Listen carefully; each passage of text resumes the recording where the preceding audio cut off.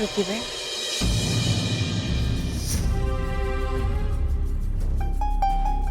સ્વીટુ, ખબર નહીં પણ પહેલી વાર મમ્માએ મારા અને શોધાના લગ્ન ના થાય એવી વાત કરી છે. અને અને આટલો બધો ગુસ્સો પણ એને ક્યારે નથી કર્યો. ખબર નહીં પણ કેમ. અને મને એ નથી સમજાતું કે કુળદેવીના મંદિરે જવાની વાતે મમ્મા આટલી બધી કેમ અકળાઈ છે. કેમ કે એ મંદિર સાથે એમની ઘણી બધી યાદો જોડાયેલી છે. એટલે એ ત્રણેય જણા એકવાર કુળદેવીના દર્શને ગયા હતા. મમ્માની વાત કરે છે. મમ્મા, ડેડ અને શોધનના પપ્પા એ ત્રણે ત્યાં ગયા હતા. એ હા શ્રુતિબેન. ઓહ, શોધનના પપ્પાનો એક્સિડન્ટ થયો ત્યારે ત્રણે સાથે હતા. અને અને મમ્મા બોલી પણ ખરી કે એ મંદિર પાસે જે પર્વત છે ત્યાં ફરવા નહીં જતા. ત્યાં જ તો શોધનના પપ્પાનો એક્સિડન્ટ થયો હતો. યા મમ્મા કદાચ એટલે જ ડિસ્ટર્બ હશે. ના શ્રુતિબેન, ઘણી એવી વાતો છે જે માત્ર એ જ જાણતા હોય, અને એટલે કદાચ એમણે તમારા પર આટલો બધો ગુસ્સો કર્યો. બીજી કઈ વાત? ઘણા વર્ષો પહેલા મમ્મા, ડેડ અને શોધનના પપ્પા ત્યાં ફરવા ગયા હતા અને ત્યાં જ શોધનના પપ્પાનો એક્સિડન્ટ થયો ને ત્યાં જ એ મૃત્યુ પામ્યા હતા. બીજી કઈ વાત હોઈ શકે? એ ત્રણે બહુ જ સારા ફ્રેન્ડ હતા. તો પછી એ ત્રણેયની ભાઈબંધી તૂટી કેમ ગઈ? પણ આ બધી વાતો તું કેવી રીતે જાણે છે? શ્રુતિબેન, વાત એ નથી કે હું આ બધી વાતો કેવી રીતે જાણું છું. વાત એ છે કે આજ સુધી આ બધી વાતો તમે કેમ નહોતા જાણતા? હા, મોમ ડેડે મારાથી આ બધી વાતો છુપાવી છે. છુપાવા જેવી જ વાતો છુપાવવામાં આવે છે શ્રુતિબેન. પણ આમાં છુપાવા જેવું છે શું? એ તો એ જ જાણે જેમણે આ બધી વાતો તમારાથી છુપાવી હતી આજ સુધી. એ કુળદેવીનું મંદિર, એ પર્વત, એ ખીણ, એ અકસ્માત, એ માણસની બાકી રહી ગયેલી નિશાનીઓ, એ વીંટી, કડું કે ચેન ના હોઈ શકે બેન. એ માણસની નિશાનીઓ, એ અકસ્માતને છુપાવી રાખનાર માણસો પણ હોઈ શકે. મને કંઈક અજુગતું લાગી રહ્યું છે.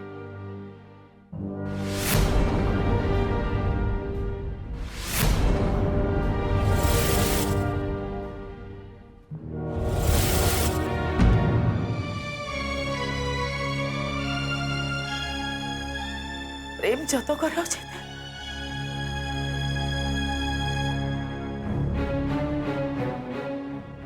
જેને તમે અઢળક પ્રેમ કરતા હોય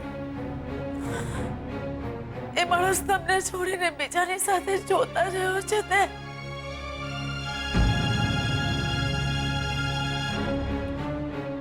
પ્રેમ જવા દે. માણસ પોતાને ગમતું રમકડું કોઈ બીજાને ન આપે.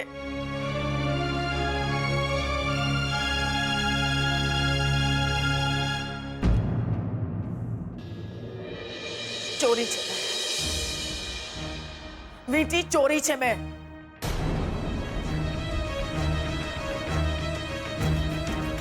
શું કરીશ તું? શું કરશે તારી બેન અંબિકા? મૃત્યુ પરની એક નિશાની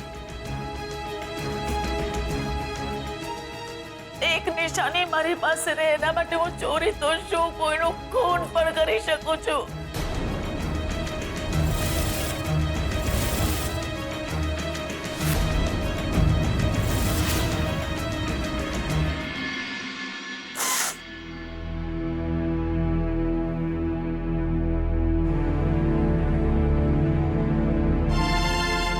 તું હઈશ મહાન, તું મહાન હઈશ ને તારા પતિને જતો કર્યો. હું મહાન નથી. માણસ સારો હોય કે ખરાબ, હું મારા માણસને જતો ના કરું.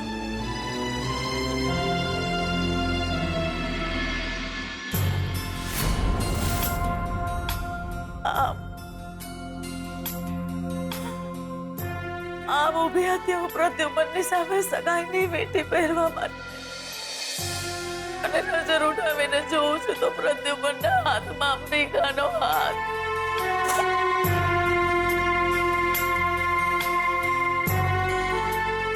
ખાલી હાથે પાછી ફરી હતી હું.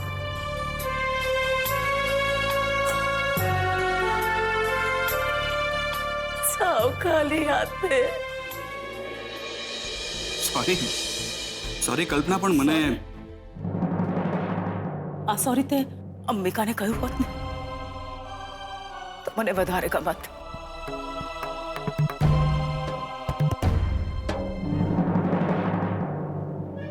કોઈનું એઠું તો હું અડતી પણ નથી.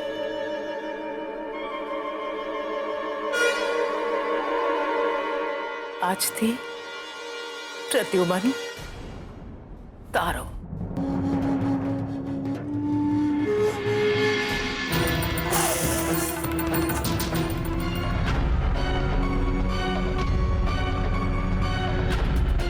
કોણ છે? કોણ છે? શેના માટે આવી છે મારી જિંદગીમાં?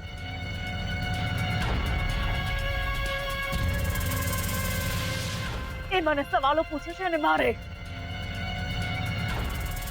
એને જવાબો આપવાના. કોણ છે? કોણ છે આ છોકરી? અમારી અંગત જિંદગીમાં આટલું બધું ઇન્ટરફિયરન્સ શેના માટે કરી રહી છે? એમ જે શંકા બીજા કોઈના મગજમાં નથી, કોઈના મનમાં નથી, એના મનમાં કેમ આવે છે?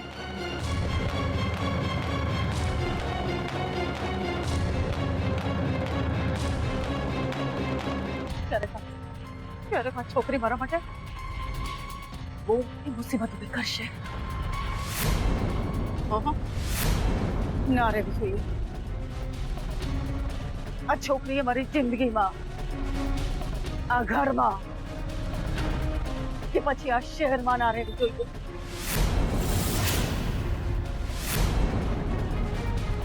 ઓન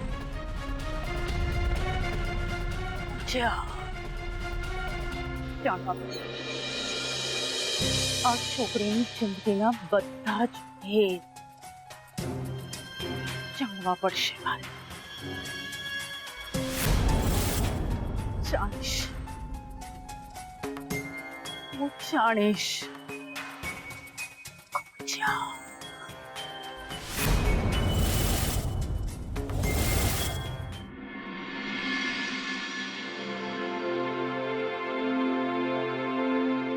શ્રુતિબેન, તમને મારી કોઈ વાતનું ખોટું તો નથી લાગ્યું ને? મારી મમ્મા માટે તે જે કહ્યું એના માટે. જી બેન. વાત ખોટું લાગે એવી તો છે જ, પણ તારી લાગણીઓ સાચી હોય છે. તને બધા માટે બહુ જ ચિંતા છે, એટલે જ આ બધું વિચારે છે. પણ એક બીજી વાતે મને ખોટું જરૂર લાગ્યું છે. કઈ વાતે બેન? સ્વીટુ, તારા માટે હું મમ્મા સાથે લડી ઝઘડી, અને હું તને માત્ર બેન કહું છું એવું નથી, બેન માનું પણ છું જ. પણ મને નથી લાગતું કે તું મને સાચી જ તારી બેન માને છે. કેમ આવું કેમ બોલો છો બેન તમે? સ્વીટુ, તે મને ક્યારે નથી કહ્યું કે તારા જીવનમાં શું બન્યું છે.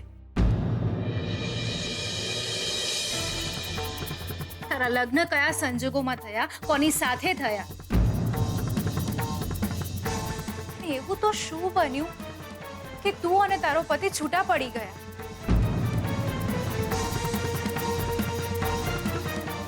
તે મને ક્યારે તારા પતિનું નામ પણ નથી કહ્યું.